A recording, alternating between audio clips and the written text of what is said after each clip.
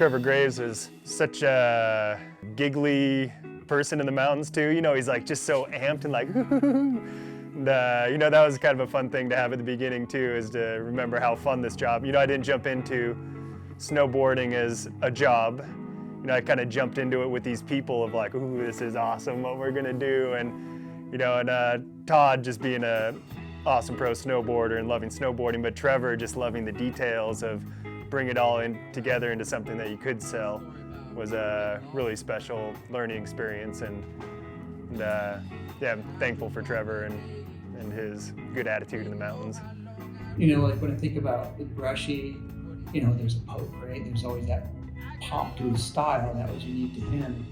You know, the other guys up at Baker, like with Jamie Lynn, there was just this raw power and just kind of stomp kind of feel to the way their style was. But for Dirksen, it was smooth, it was just quiet, and there was this finesse that you felt like you could watch it all day long, like surfing. It just feels complete.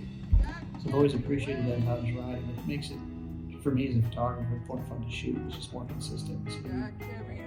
I don't know if anybody cares about a slash anymore. I used to judge a snowboarder by like what his line looks like from the lift. You know, you're down at the bottom of the lift, you look up and you can see the carve through this and what they hit and what the line looks like. You know, and not many people can go up a lift these days and spot their line on the hill. It's like, I feel like it's a thing of the past. Not many people can really carve that good, you know. But that's one thing I know with Josh is he had those lines. You see the big round carve and there's like a click where it goes to the other edge and there's a big deep carve and you can go up the chairlift and you can just go, you can like spot the whole line. You're like, God damn, that guy's badass. The beauty of that place is it gets a little wind and it rebuffs all the wind lifts. And then it clicked on me. I'm like, this is why these guys are so good. It's because their snowboard park is non-existent at Bachelor. It's natural takeoffs on these wind lifts all day long, relapping them, boom, boom, boom, boom. And they have these jump lines that are just incredible. It gives me chills. He was extremely quiet when he was young. And he was just one of those kids that just wanted to snowboard, right? Didn't seem like he was as interested as most people that age of like partying or chasing women and girls back then, I guess. He just wanted to snowboard and it showed because he's brilliant at it. You know what's cool about Josh? He has a surf style. Like when you see him do his frontside carves, he puts his arm out and does these big wrapping carves. He always has his arm, his trailing arm out. It's really what surfing is when you see people doing big, huge wraps, like guys who surf their whole lives. They always have the same body motions, but Josh was doing that before he'd ever even surfed. He's had that surf style before he ever surfed, and now he does it when he surfs. But I mean, he had that style before he surfed, which is really cool because it's just a beautiful style of a surf style that's really smooth, and you know, he's perfected it. He's like the king of that. It was probably Whitey movies. We went to New York and with Whitey, Mikey Crawford, Twos, Nate Bozung, Andy Wright. We all kind of cruised to New York in the summer, and we did those skits for the movie Destroyer, where we like bought a mini school bus, and Dirksen and I were like these butt rockers. And then if you watch it, like, it's this whole screenplay, like Mikey was the cop, Boznuts was the hustler, J2 was the bum, and we did this whole skit through New York. And I remember I roomed with Dirksen for like 5-6 days. We stayed there for a week. That was a crazy trip. I don't even know if I wrote of him then, but from my first memories of him was definitely like High Cascade, like the vert ramp that used to be in town in government camp. I remember he was kind of like a vert skater, kind of like a Richards protege.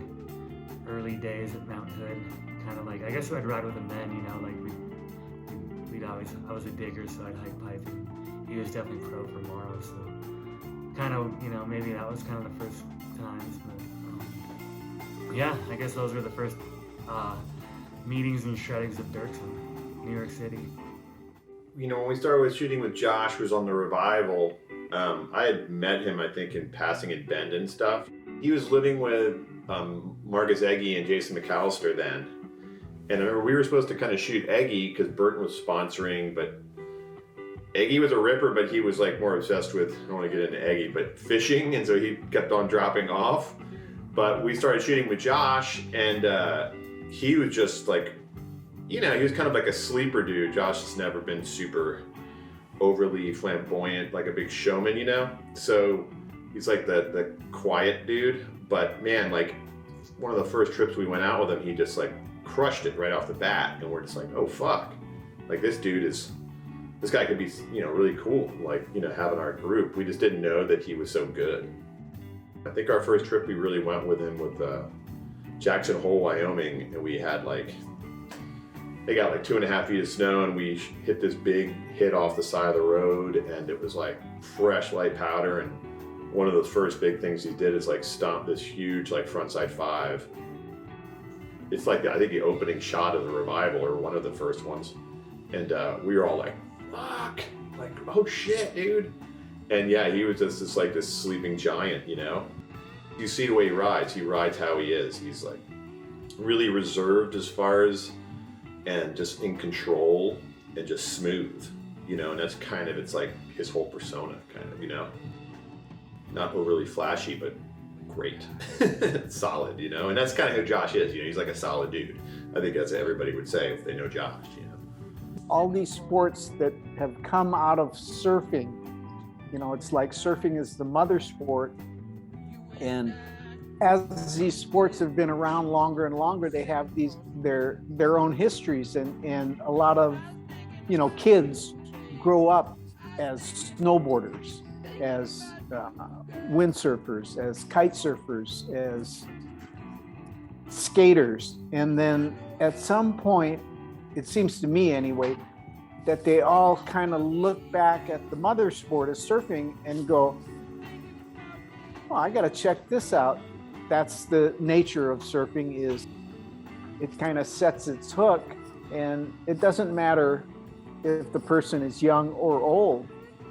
It does a pretty good job of roping them in, and the next thing you know, they still have their main sport, you know, in the case of Josh, snowboarding, but surfing all of a sudden, you know, became a much bigger part of his life.